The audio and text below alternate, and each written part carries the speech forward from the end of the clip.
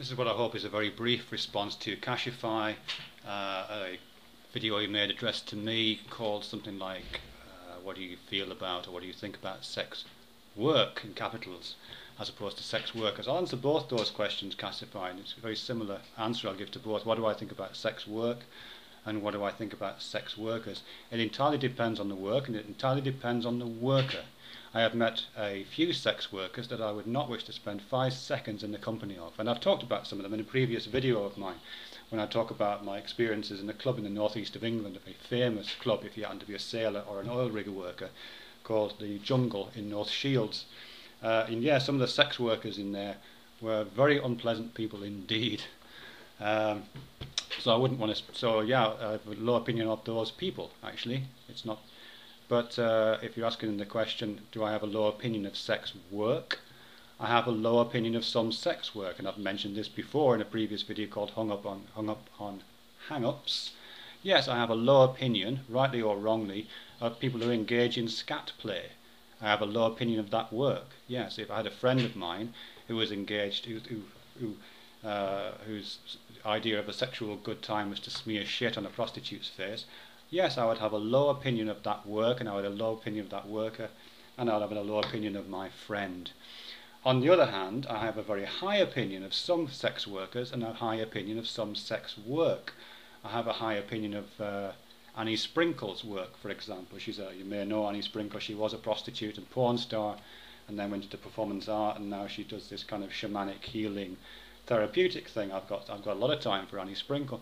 I also have a lot of time for people I know personally. I think I made a previous video when I talked about some of my sister's friends. My sister used to be involved in the adult industry, and I've got a very high opinion of some of those women who were apparently endlessly generous and endlessly kind. And as for the sex work, yes, I have, unfortunately or fortunately, I have no personal experience, but yeah, I can certainly imagine situations happening in which I would have a very high opinion of sex work. I have no problem at all. See, I think the difference between us here, Cashify, which is very an interesting one, is that you're treating sex work as if it's one thing, and you're treating sex workers as if they were all interchangeable and all alike. And I think I'm trying to do something a little bit different here, you know, because I think people should deserve to be treated as individuals. I would like to treat those sex workers who are having a good time in the way that they deserve to be treated, and I would like to treat those sex workers who are having a very bad time in the way that they deserve to be treated. I would like to support the work that not just whether I think is good or not, whether someone else is good. I would like to support that, and I would like to try to put up to support the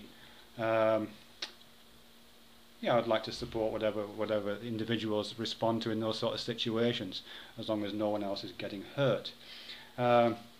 So my mystification here is you keep asking me to make decisions about questions that are meaningless, Cashify.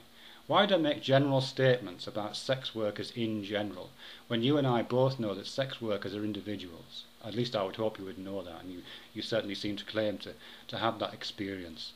And why would I make generalized statements about sex work in general? Well, you and I both know that sex work can be good, bad and indifferent and boring.